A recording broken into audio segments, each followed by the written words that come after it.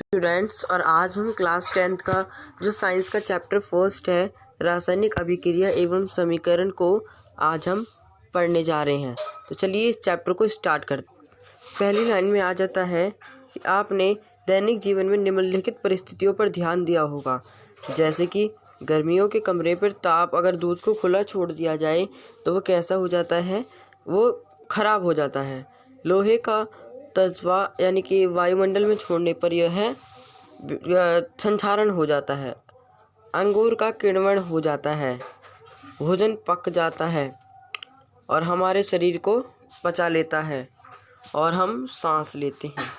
ये सारी अभिक्रिया ये सारी कैसी अभिक्रियाएं हैं? ये सारी रासायनिक अभिक्रियाएं हैं। चलिए बढ़ते हैं अपने नेक्स्ट टॉपिक की तरफ।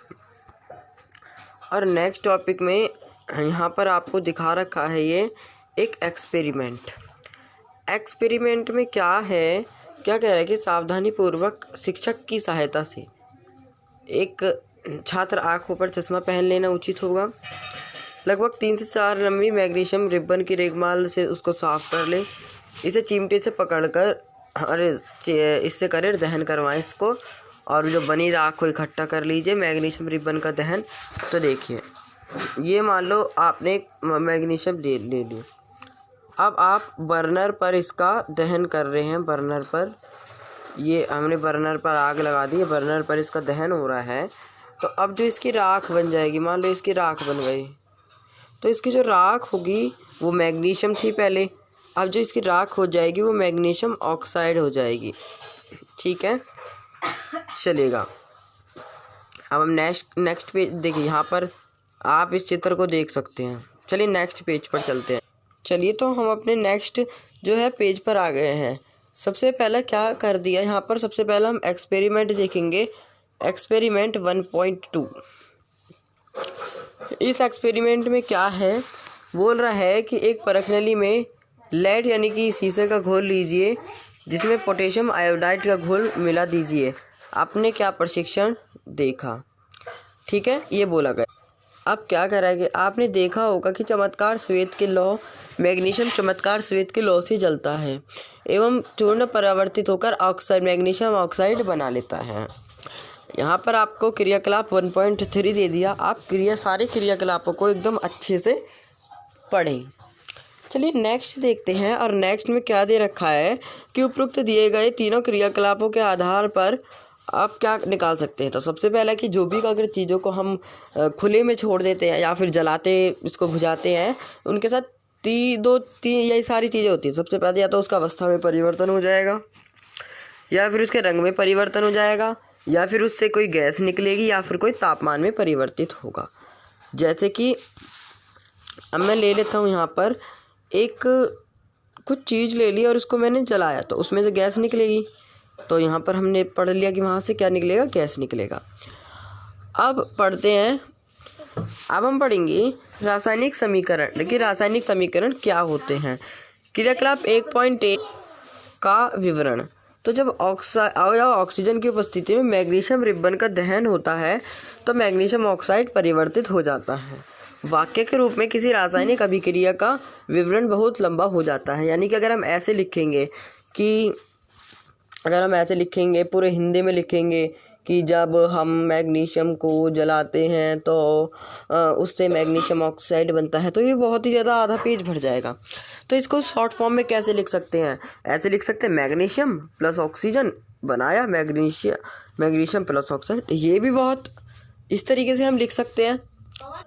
ठीक है, अब जो सबसे पहली चीज़ जो आपने इधर बनाई है वो होती हैं आपकी अभिकारक।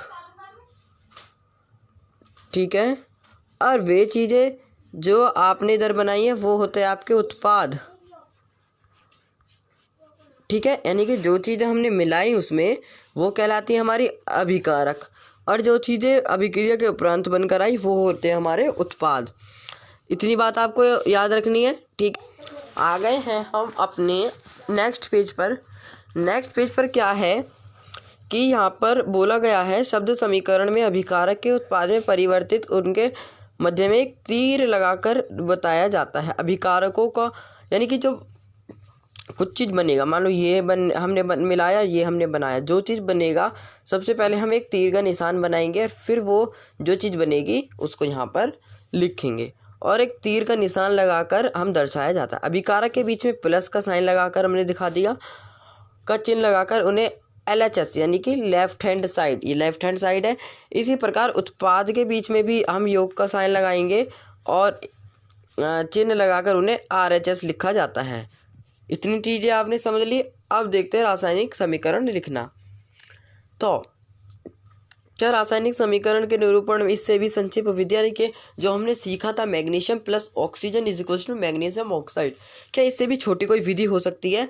तो बिल्कुल इससे भी छोटी विधि हो सकती है। देखिए, जो मैग्नीशियम हमने लिखा था उसको हम Mg लिख सकते हैं और जो ऑक्सीजन को हमने हिंदी में लिखा था उसको O2 लिख सकते हैं और जो बना था मैग्नीशियम ऑक्साइड उसको हम MgO लिख सकते हैं। इतनी बात समझ में आई? यानी कि अगर हम आपको कहें, यानी कि तीर के निशान के बाईं और दाईं ओर के तत्व आपको इसमें दिखा दिए। ठीक है, अब चलिए ये बनाने की कोशिश करते हैं। सबसे पहला आ जाएगा जिंक। जिंक को लिख लेंगे हम Zn प्लस सल्फ्यूरिक अम्ल यानी कि H2SO4, सल्फ्यूरिक अम्ल यानी H2SO4 और हम सल्फ्यूरिक अम्ल को लिख सकते हैं H2SO4 मीन्स जिंक को Zn, सल्फ्यूरिक अम्ल को H2SO4 बनता है zinc sulphate ZnSO4 plus H2। इतनी चीज़ आपको समझ में आई। चलिए कुछ और एग्जाम्पल्स में जैसे हो गया, हमने लिया HCl, हमने HCl ले लिया,